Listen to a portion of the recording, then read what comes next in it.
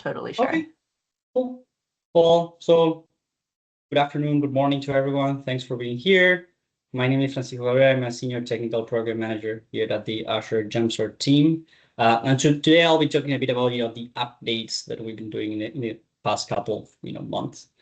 So let's start with the main release notes. So because we didn't that in the last call, so there was some kind of a major updates when it comes to security improvements. So we're working really hard to make sure that we're trying to remove all the authentication using username and password. So we're trying to use more managed identities for all our authentication. So that's a really good approach, right?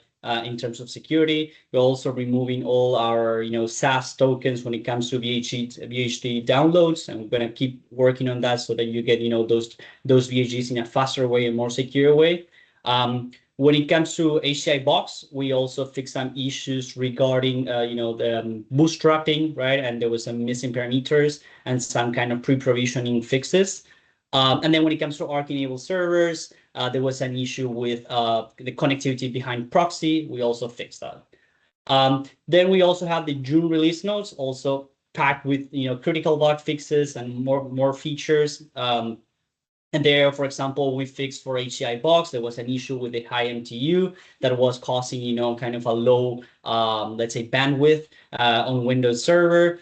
We also fixed some issues regarding the creation of resource groups. And when it comes to Arc-enabled data services, we also kind of use the latest release from this service. And then finally, also in the release of June, we have the new APD, the Arc architecture posters and diagrams.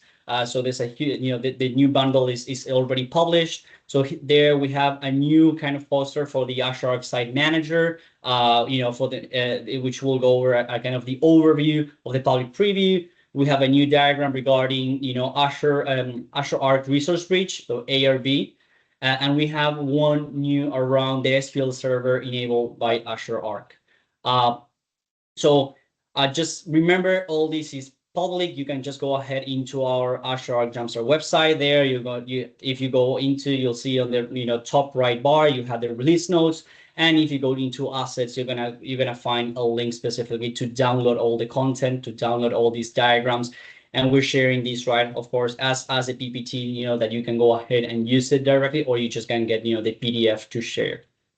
And then we have some exciting news around Jumpstart drops. So in the last month, we had 3 new drops. So there's one, which is pretty cool, right, on how to do a certificate-based onboarding for Azure Arc-enabled servers. Again, we're trying to go away from the use of passwords. So this is a great approach, right? Using certificates.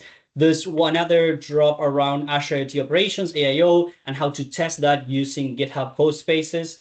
So there you'll get all the kind of bash scripts in order to run that code space, and also then get all the automation on how to get AIO installed. And then finally, it's a drop around Edge Storage Accelerator, which is a new kind of public preview service that we have for Kubernetes kind of clusters, and how to use like storage on this Kubernetes cluster, and how to sync that storage directly from the edge to the cloud. So really cool drops. You can just go ahead and check our Jumpstart drops page and see all the content there. We do have some more upcoming drops.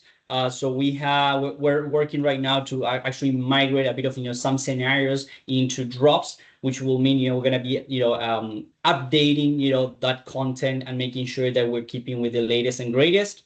And we do have some also upcoming drops regarding RAGs and LLMs and AI. So stay tuned, go into our Jumpstart drops page, and you'll see kind of all the latest content. And finally, regarding drops, if you actually go right now into the Jumpstart drops page, you're gonna see that it's a public preview notice, right? So we're working really hard to finish all the content, to finish the searching, the filtering, the rendering, in order to get to GA. And as part of that, right, we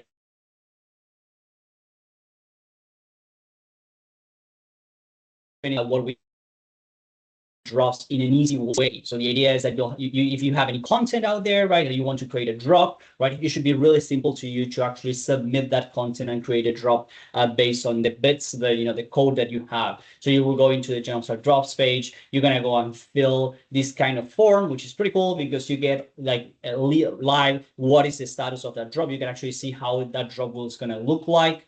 And once you actually and I think you need to move to the next slide. Yeah.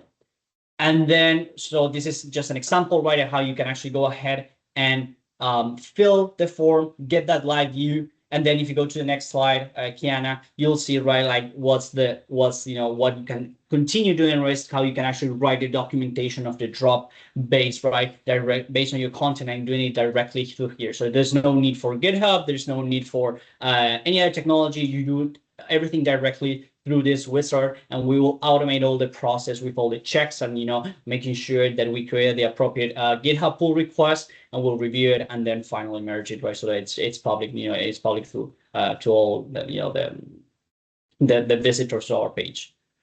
With that, I think that's kind of it. We'll leave after for questions.